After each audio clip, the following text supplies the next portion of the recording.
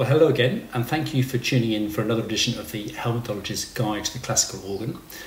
In response to a number of questions from various people in Dorset, what I thought I'd do today, before we play some music, is I'd explain what some of the stops are on the organ. And the stops are what are controlled by these tabs at the top here. So an organ has three types of stops by and large, and the basic sound of an organ, an English organ anyway, is the diapason, and this is the basic sound of an organ, which just sounds like this. And then this sound is replicated on every manual, but it also comes at different pitches, so we can have the same, effectively the same sound an octave above, and an octave above as well,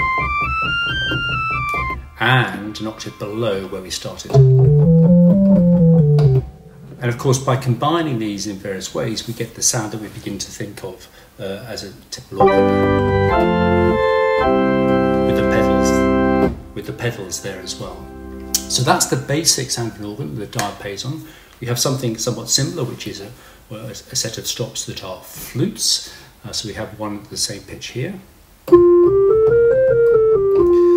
and then an octave above again, and so on. Of course, one can combine those. This is just a more gentle sound, of course. Okay. Then it gets a little bit more complicated what we can do with these stops. We have a number of stops that are called mutations. If I play one, which is here, you won't see anything particularly odd, unless your eye is particularly well placed, because what these do is they play at a different place than the note you pitch. So this, I'm going to play middle C here, but the note that's actually sounding is an octave and a fifth above. So you can't actually tell that by itself. And in fact, you never play these mutation stops by themselves, but you combine them with other stops. So if we start with the original sound we had, the diapason, and we add the mutation, then we get this sound. And that mutation is emphasizing various harmonics, so changing the quality of the sound.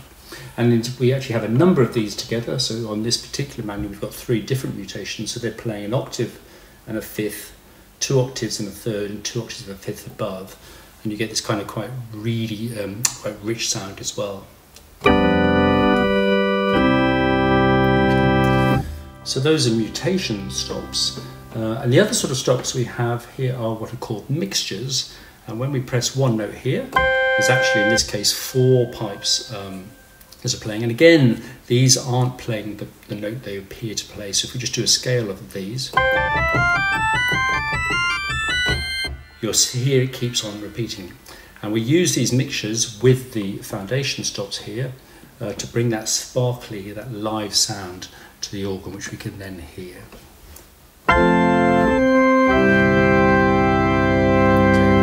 We've got various combinations of mixtures on these different manuals as well. So here's a mixture that runs off 3 ranks of pipes and a similar 3 ranks of pipes down here as well. Okay. So we've got the basic diapasons and the basic flute stops. We have mutations that can play with the harmonics, and we also have the mixtures. The other type of organ stop we have is a reed. And these they don't look like the normal pipes, but they have a metal reed, if you will, a bit like the reed you'd have in a clarinet, but that's metal, and it behaves in a similar way. And then you begin to get reed-like sound. So here's a trumpet sound.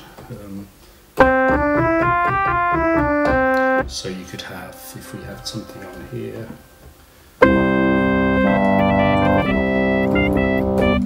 and that.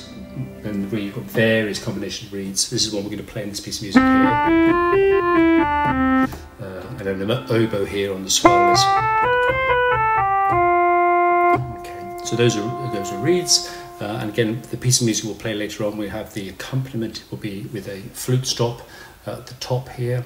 So it's going to be something like that. And then we'll have the tune will be played with the reed on this manual above it. And of course, all these stops I'm talking about, they're all replicated in the pedals as well. So if we just take that out, here's the basic diapason sound in the pedal. Okay, you can barely hear that because it's so low. And of course, we have trumpets as well, so reed stops as well.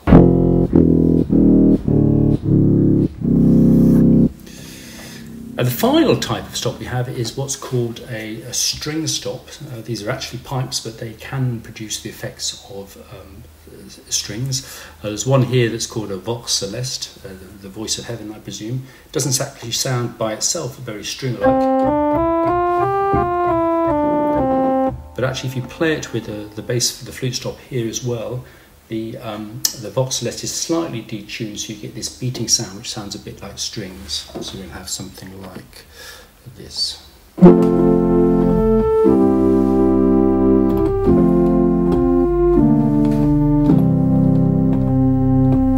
And of course, you might use that in a liturgical setting if you're accompanying a choir.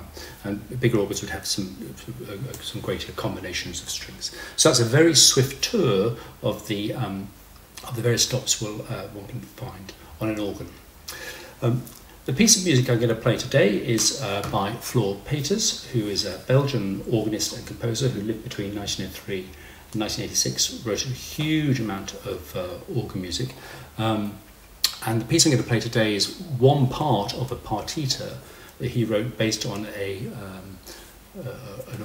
hymn tune, which in English is Awake My Heart with Gladness, or in German Auf, auf mein Herz mit Freunden. And the chorale tune was written by Johann Krüger in 1648, and the chorale text by Paul Gerhardt in 1648. But of course this is much more modern, given when Flor Peeters was alive. So he takes this tune, he plays it just the chorale to start with, and then goes through a number of effectively variations. And the bit I'm going to play today, or the piece I'm going to play today, is the slow movement. And Flor Peeters wrote a lot of rather beautiful slow movements. And what we're going to have here is just to think about the registration we were speaking about just now. The tune is going to be played with a reed, so this instrument here, and it starts like this. And it's going to be supported in the left hand with these an H and a 4-foot flute stop, and then some pedals below that as well. So that's what we're going to do, and Flor Peeters tells us exactly what registration we're going to use, which is why we're going to use that one as well. So once again, the health warning as ever. Please don't listen to this with the speakers in your laptop, because it will sound dreadful. You particularly won't hear the pedals in this piece. So please listen with decent headphones or on a proper hi-fi, and of course get a proper recording as well if you want to hear it played properly. Thank you again for listening, and I hope you enjoyed this.